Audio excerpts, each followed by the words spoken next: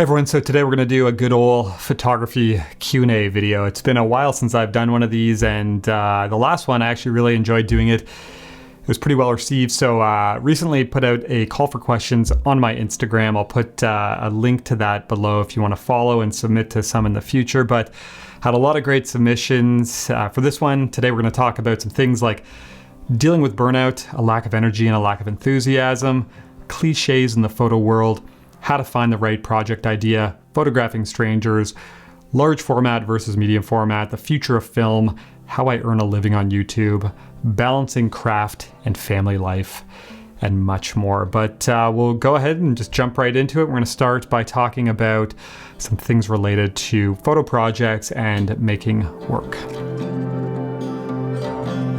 Okay, so first up is I would love to know the process of how you begin a project. Research, mapping, locations, etc. So I will touch on those things, but I think really what's most important, especially at the beginning of a project, but throughout, is just going out and immersing yourself in the subject or the idea or the landscape, whatever it is, and giving yourself a period of time, if that's 2 or 3 months or 6 months or a year, where you're just making work and open to discovery. Because oftentimes what happens is as you start to act on an idea and actually make photographs and visit places, the project starts to kind of take shape and go in directions that otherwise would have been completely unpredictable. For me, a few years into the work I'm doing in North Wales for Slate City, even just last week, I've been focusing on this one specific town and its Slate history, but I visited a few locations outside of the town and some other areas on this last trip, and it really made me start to think about kind of broadening the project and including like a much larger area and a much larger landscape. So even this far in, it's changing every time I go and make work, and that's been the same for some of my other projects. And I'm certainly someone who is guilty of doing the opposite in the past, where I'll be interested in something and I'll get an idea, and within a week I have it like fully mapped out with like this is what it's going to be about and all of the specifics. And then sure enough, when I go and start making the work, that changes quite a bit. So I think with any project, any idea, that's the most important thing you can do at the start is just act on it. Go and start making the work and give yourself this period of kind of discovery and experimentation to start to understand it better and just see what other potential it has beyond what you've just come up with at the start. Okay, next question. This is an interesting one, is how do you deal with cliches and involuntary plagiarism? So honestly, this isn't something that I think about often or that I'm really that concerned about, because it's going to be a little bit different for everyone, but first and foremost, I think you have to stay true to the things that interest you and that excite you, especially if you're doing photography first and foremost, just as like a hobby and something that is fun. Then of course you should go and shoot the things and visit the places and make the photographs that make you most happy and bring you a lot of enjoyment. But even still, say as you start to take things more serious, if you want to start doing some of your own projects, this isn't to say that you shouldn't try and find something a little bit different. But I still don't think you should avoid all of these other things, because like I was saying in the last answer, it's all part of the process. And as you get out there and make work, if that's like a evening stroll in your neighborhood or a 2-week-long road trip, regardless of where you are and what you're doing, you're kind of practicing your craft, you're developing your voice, and you're discovering things along the way. So you might go to one of these locations that's been shot a million times.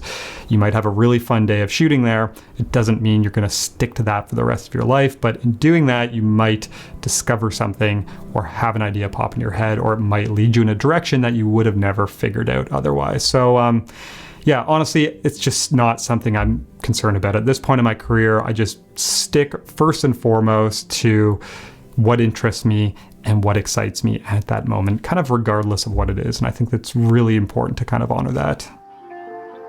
Okay, next up is how important is it for you to get consistent mood factors across a project? So I think this is incredibly important. I think it's something that does kind of start to materialize on its own as you start working on a project. It'll kind of reveal itself to you. But as an example, for my stuff in the American West, it was like shooting most of the time in midday light with a specific film stock, really high key, kind of open shadows. And then for the stuff I'm doing now up in North Wales, it's black and white work, mostly black and white large format. And a lot of it is in like bad weather or moody weather or kind of dramatic light or, in the evening or at night, and just using mood as an element alongside all of those things to help kind of get this feeling across to an audience the best I can, how those environments and how that landscape makes me feel. So I think it's really important to develop a consistency across a body of work, because if you're photographing, especially like a landscape or an environment or a place, it's important to, as best as you can, like I said, translate some of what that place is to you, to your audience, and a consistent mood can really help you do that. Okay, next up is, among the potential dozens of project ideas, what helps you kind of filter out or find the best one? And again, I'm going to sound like I'm repeating myself, but I think it's important to just start making the work. When you have an idea for a project, just start. And you can have multiple things going at once, because again, I don't think you could sit here with like, a stack of ideas and flip through it and be like, this is going to be the best one. I think you discover what is the best one or the right one by making the work. And along the way, you also discover which ones maybe weren't a good idea and that you're going to abandon. And I don't think there's anything wrong with that either. So, taking action and just starting to work on different things. Even for myself, I have like my one main project and I have 3 or 4 that interest me that are kind of going in the background. And I find it takes me a long time to, figure out which one's the right one, or even if one is good or not. Specifically, there's this World War II RAF stuff that I was doing over the past year, and I put it on pause for like 5 months because I started to question the best approach to making it and if it was something that I was going to be able to do. And it's only as of quite recently that I've got some new ideas and I'm picking it back up. So I think it's a little bit of like a chaotic process. And to figure out which is the right one, just start experimenting and playing around, see where they go. It'll kind of reveal itself to you.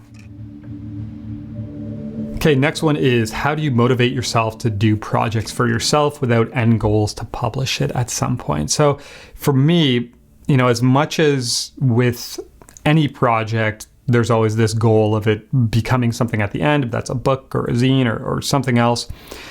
That is such a small part of the process for me. I think the biggest thing is just the excitement and the interest in the specific subject. That in itself is enough to pursue a project, because oftentimes the things that I'm focusing on, these projects, are just things that I really enjoy. So again, North Wales, Slate City, I just fell in love with the landscape and the environments up there, and it makes me want to be there and discover and use photography as a tool to explore these places and see them in a different way. Or even this World War II RAF stuff, again, such a strong interest in it, and it's motivating me to go to these places. And, that's a huge part of it for me. And if that's all that they become, if these projects just live on my website, then I would be totally happy with that. Again, obviously there is this desire to make them into something more, but it's such a small piece of the puzzle for me. Okay, and last one, this isn't specifically about projects, but it kind of falls into the making work category. I had a few people ask me about photographing strangers. How do you not rush it? How do you approach strangers and get them to pose? So this is something that I certainly am still learning all the time and trying to get more comfortable with. But I think a big thing is, for me, it's never like seeing someone and be like, hey, can I shoot your portrait? And then making an image of them. There's always this period first where you meet the person, you have a conversation. It's like you develop a little bit of a relationship, and that allows you to get a feel for if you think they'd even be comfortable in the first place. But then also, if they are, things are a little bit more loose. But I think there's always going to be this like rushed feeling. At least there will be for me, because I'm always just like, I don't want to take up too much of this person's time, especially if they're like, at work or something. So I don't think that goes away, but I do think as you do it more and you become more comfortable with the act of shooting these environmental portraits, that maybe takes a little bit of the pressure off, because you feel more like confident in your abilities as well. So unfortunately, I don't think it's something that ever goes away. I think it's, again, just doing it as much as possible and kind of refining your skills with it. Okay, next up, we'll jump into some gear stuff. So I had a couple 4x5 questions. Someone asked what makes me want to take a large format photo instead of medium format. Someone also asked about my motivation to shoot 4x5, how much of it is IQ versus enjoying the process. So I'll kind of answer both of those. I think for me with large format, it's both. It's the resolution and it's the process. You know, with 4x5, I've never shot 8x10. Obviously, it's not only going to get better, but with like a well approached 4x5 image, you know, there's nothing like it when it comes to the detail and the resolution and the tones. And it's really cool to know that if you execute properly in the field, you're going to have something afterwards that, yeah, just gives you a ton of flexibility and has a really unique quality to it. And obviously medium format, especially 6x7, you know, can give you a lot of quality as well. But yeah, 4x5 just feels like there's, you know, almost no compromise with the results you're getting. And then just the process as well is something I really enjoy. I love the fact that it slows me. This is going to sound so cliche. Film photography slows me down. But with a large format camera, I love that when I get to a location, I work in a way that I don't with any other tool. So I take a lot of time to find a specific composition. I set up. I'm really thinking through things, and I'm spending a lot more time than I would if I were working with a smaller format. So I really like that. And as a result, I end up actually being quite happy with a lot of the images I do on 4x5. Not all of them. I still make plenty of bad ones, but there's a lot of times where I am happy with the results. Whereas with medium format, I'm a little more loose and I'll kind of, yeah, shoot more, which can also be a good thing. But I feel like maybe I'm a little bit more sloppy because it's more convenient and a bit easier to just, you know, get through a roll. But yeah, workflow and resolution, both things I absolutely love about 4x5. Okay, is the Mamiya 7 worth the hype and the price? So a few months ago, depending on when this video goes live, I did an update video on the channel where I did like a mini review of this camera. I've been borrowing this from a good buddy of mine for a few months. And you know, to answer this question, I would say yes. I think this is a really incredible camera. You know, it's unique for medium format just in terms of it being quite compact and small, you know, compared to something like a Pentax 6.7 or RB 6.7. It's really nice to hold in the hand. The lenses are incredible. The meter works great. And I really, really enjoyed it. But with that being said, I think it's worth it if it's a camera that suits your way of working. You know, if you're into rangefinders and this works for the style of photography that you do. For me personally, I wouldn't invest in one just because I still prefer SLRs. And since this costs so much money, it's the type of thing that I would only buy if it fit kind of my way of working perfectly. Okay, next up is, are you more excited for the Rollei 35 AF than the Pentax 17? So to be honest, I'm not super excited about either just because I don't really shoot much 35 at all. But I am excited about the fact that they're new film cameras. I think it's really cool that people are starting to make them again, especially big manufacturers like Pentax. If I had to choose between either, it would definitely be the Rollei. I did a review about the Pentax. I don't know if it will have gone live yet, probably going up pretty soon. But the Rollei to me, you know, it is a throwback to the older cameras. The design and the style looks really nice. It has that like classic film camera look to it. It has LiDAR autofocus. It has a nice 35mm 2.8 lens. It would be a way better fit for me, and it's something that is quite exciting if I were to buy into a 35 system. Whereas the Pentax 17, I'm not a huge fan of it. It's kind of a strange camera. Just when it comes to like the features, I felt the feel of it kind of feels a bit plasticky, and it's fine. Like it did the job fine when I used it, but it's just felt a little bit underwhelming. Like there was nothing standing out where I was like, this is something to get really excited about, other than the fact that it's Pentax making a new film camera again. So I'd pick the Rollei if I had to choose between the two, but yeah, I'm not into either that much just based on the formats I shoot with. Okay, I had a question about the Coolscan 9000. Is it worth getting, or is camera scanning or digitizing the way to go? So it's funny. Obviously, I used to own the Coolscan 9000, and it's an incredible scanner. You know, until you get to like an Imicon, it's kind of the best of the best for at home. And there are times where I still kind of romanticize and think about it and look it up on eBay, or even look at like one of the Coolscan 8000s. But I'm completely happy with my GFX setup I'm using. And honestly, when I compared the results, for me, they're so close, and I'm happy with what the GFX gives me. And then the big thing is just the speed. So, I'll get a roll of 120 developed and I can digitize it in a couple minutes. And oftentimes when I'm doing that, I'll think back that, if I were using something like the Coolscan, it would be hours to do a full roll. So I just don't know if I could ever go back to that, because camera scanning or digitizing is so much more efficient. And once you build out a setup and get it dialed in, that would be my suggestion and my preference. Okay, and the last one, I feel like I get asked this often in these videos, but how do you see the future of film photography? Do you see it growing or declining?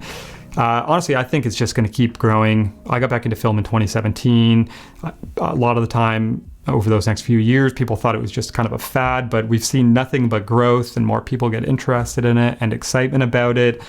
And now, especially to the point where like manufacturers are making new films, like Kodak and even Ilford making color film, and new camera from Pentax, like we're just seeing it grow and grow and grow. And I think people truly enjoy it.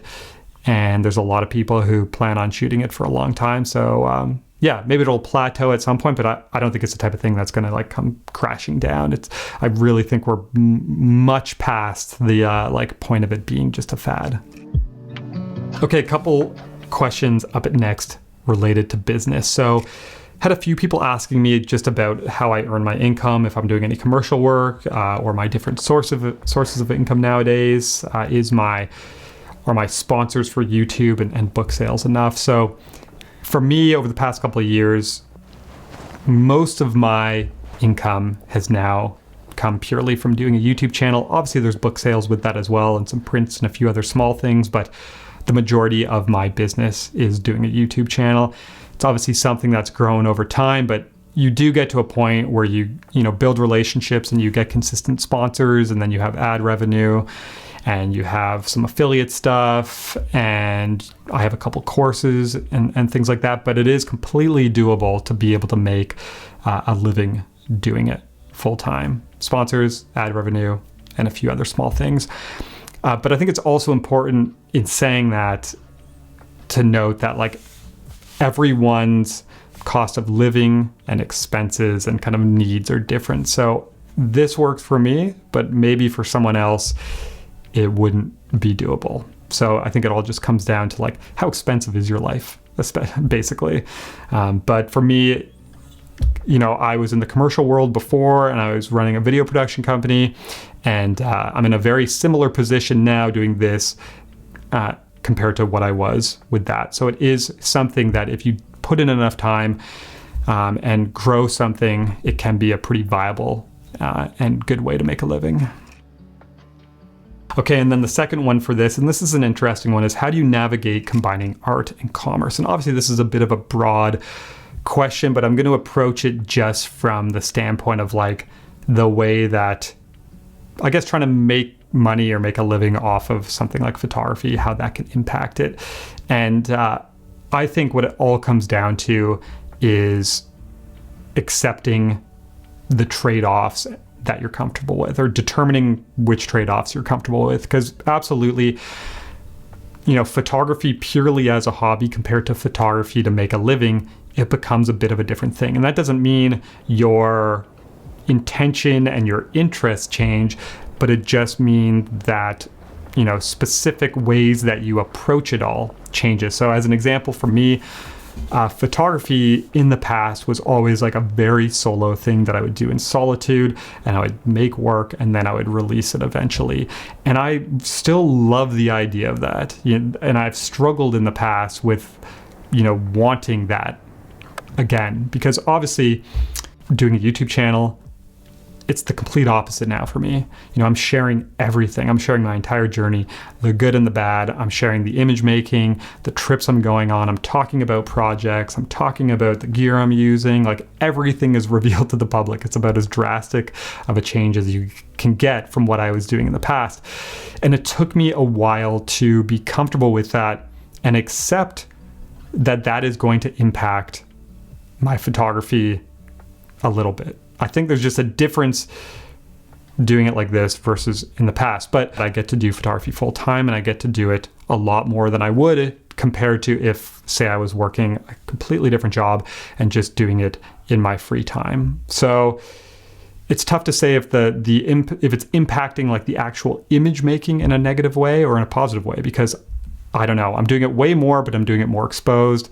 Whereas if I was doing it solo in solitude, could the work be better? Maybe, but I'd be doing it way less, so maybe it balances out. But yeah, I think it's just understanding the trade-offs and accepting what you're comfortable with. And I think for me, as soon as I accepted that, okay, this is going to change my approach a little bit, it allowed me to just be more comfortable with that and even embrace it. And I think there's so many positives now for me. That's what I focus on, that come with what I'm doing. Again, from being able to do this full time to also just like the community and the people I meet and being able to just like hopefully share stuff that can help other people. That's such like an important part of it now for me, and really fulfilling as well. So yeah, I think it'll be different for everyone based on what you're doing, but just try and be as aware as you can about what the trade-offs are and accept what you're comfortable with. Okay, next up are a couple of questions about creativity, mindset, stuff like that. The first one is 3 tips for beginner photographers. This is kind of a broad question, but I thought it could be helpful to talk about. So I think regardless of where you're at in your career, for me, kind of what's most important to stick with is, first off, just make work. Just get out there and make photos. Photography is hard, and you got to get out there a lot to kind of build your skills and make images you're happy with, but also, like I said before, to just discover new things and directions and projects and ideas and whatnot. So always be making work. That's not to say don't take breaks, but just don't overthink things too much. The second is to stay true to yourself. Again, like I spoke about before, do it for you first and foremost, regardless of what it is you're interested in and how many times it's been done before and all of this other stuff. Just follow what makes you happy and what excites you. I think that's so important. I spoke about the reasons before. But the third thing is just be really mindful about the influences on you and your work. And, especially nowadays with something like social media, it's just really easy to tell yourself stories and kind of complicate things and pull yourself away from, like, again, what interests you or kind of your center with photography. If that's even something like, judging the response your work did or didn't get and then determining the value of it based off of that. We all tell ourselves these stories, and oftentimes it's never as simple as we make it seem. But also just there's places online where people are, criticizing certain types of work and saying what people should and shouldn't do. And I think you just have to be really mindful of like what you're allowing kind of influence you, because it can really either make you love or hate what you're doing. So those would be my 3. Okay, I had a lot of questions about burnout, lack of energy, lack of enthusiasm. Someone saying, how do you handle the lack of inspiration? Do you shoot more? Do you do something else? Do you ever just hate photography? How do you often feel lazy about going out to shoot? Photography started to bore me. What do you think is your common cause for burnout? I think we're all alike in that we deal with this stuff all the time. And from my experience, what I have come to learn is you got to take breaks. You can't be on all the time. And again, talking about social media, not to kind of harp on it, but I think one of the things that has changed a little bit nowadays is that it can be easy to feel like you need to be making stuff all the time, and you should be making good work, and you should be updating things and posting, and it can just get to a point where you never take a break, and you need these down periods to recharge and build up some of that energy again. I took a break a couple months ago from YouTube, and it was one of the best decisions I've made, and made me just help me get kind of clarity, kind of step back a little bit, and now just be way more excited about this than I have in a long time. So you got to take breaks to recharge. Don't feel bad about like not making anything for a month or 2 months or whatever it is. But also I think it's really important to like look and see if there's any triggers that are causing you to be burnt out or bored or lack fulfillment, because I think a lot of the times, I've spoke about this a lot in this video, but we know what we like doing. We know what images excite us. We know what makes us happy. But then we get away from that once we start making the work because we're pulled in different directions by other things. Again, it could be like being super excited about work you're making. You post it to social media. It doesn't get a good reaction. You're not as excited about it. You start to get down on the work. That can lead to burnout or again, all of these other outside sources. So I think like, just accept that photography is hard. The process is kind of chaotic and sloppy. There's high periods, low periods. There's trips you'll go on where you'll make nothing. There's others where you will. Like, just really working on understanding how this works and not having crazy, unrealistic expectations. And that allows you to go and embrace it all and enjoy it all. And that doesn't mean that the burnout and all these periods go away completely, but I think it does get a little bit easier when you learn how to best pursue your photography practice. Okay, last two questions. So first is, how do you balance solo road trips and time spent with family? And then also someone asked, how do you balance work and family life? This is something for me that I've had to really learn how to do over the past few years. I have a 4-year-old daughter and an 18-month-old son now. Before kids, you can kind of do whatever you want, whenever you want. And all of a sudden, all of that free time evaporates. So for me, it's become being just like very intentional about using the time I have in the best way possible, acting on ideas and just trying to accomplish these little things that, make me feel like I'm progressing and that I'm feeling a bit fulfilled. Obviously, I do this for a living, so when it comes to road trips and stuff, I have a very supportive partner, and obviously going away for a couple days here and there, we just make it work. I wouldn't take off for like a few weeks because I wouldn't want to be away for that long. But I think it's really important just to make like little gains and accomplish things when you can, because then that allows you to go and have that separate family time and be completely detached. Because otherwise, it doesn't matter how much time you have. You could have a month off with your family, but if all of these other things are on your mind and you're frustrated and you're not fulfilled and you haven't been doing these things, you might be there physically, but you're going to be detached mentally completely. And that's just it's not a good way to work. It's almost kind of pointless. So, it's really taught me how important it is to just act and how much you can actually get done if you just start the thing you want to do and you use your time and you don't get distracted and you don't go on your phone and you don't get pulled in all these other directions. So using time as best as possible and just like detaching and being as present as possible when it is time for family. Okay, and the last one that we'll wrap it up with is, are there any non-photography related books that inspire you? So I'm a big fan of reading nonfiction. I don't do it as much as I'd like to recently, but though like nonfiction books really changed a lot for me in the past, just because I think with a creative pursuit, something like photography, obviously the act of image making is difficult, but beyond that, a huge part of having a healthy creative career is managing the mindset side of things. So one of my all-time favorite books is The War of Art by Steven Pressfield, and this is about something that he calls the resistance. And basically he refers to the resistance as this like voice that we all have in our heads that pops up all the time and makes us question our ideas, tells us, say like, the idea is stupid, no one's gonna like it, this work sucks, you messed up.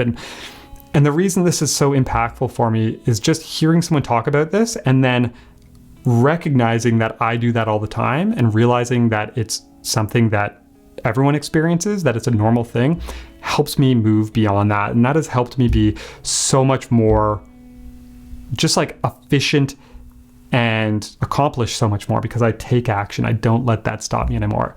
And it happens to me all the time. Like even making this video right now, guaranteed if I was like sitting there and being aware of what was going through my head, I'm probably thinking like, are any of these answers good? I probably said a bunch of stupid stuff. Does anyone care? Does anyone want to, watch these Q&A videos? All of these things that if I kind of succumb to them would make me not do this. But realizing it's there allows you to push through. And this applies to everything like photo projects, going and speaking at an event or starting a YouTube channel or making a video or meeting new people. Like it's everywhere. So if you haven't read that book, highly, highly, highly recommend it. It changed a lot for me, and it's a book that I can revisit still all the time, and it's like a refresher. So anyways, War of Art, Steven Pressfield, that would be my pick. But that's going to wrap it up for this one. Feels like it was a bit of a big one. Thank you to everyone who submitted questions. There were a lot of them. Unfortunately, I can't get to all of them. Otherwise, if I did, this video would be like hours long. So yeah, if I didn't get to your question, I'm sorry. But like I said, I'll put my Instagram account below. Give me a follow. Message me at any point with questions. And whenever I do one of these videos, I put up a little story with a question box. So hit me up for future ones. I enjoy doing these. But other than that, hope you enjoyed this and took something away from it. And thank you for watching and listening. I'll talk to you soon.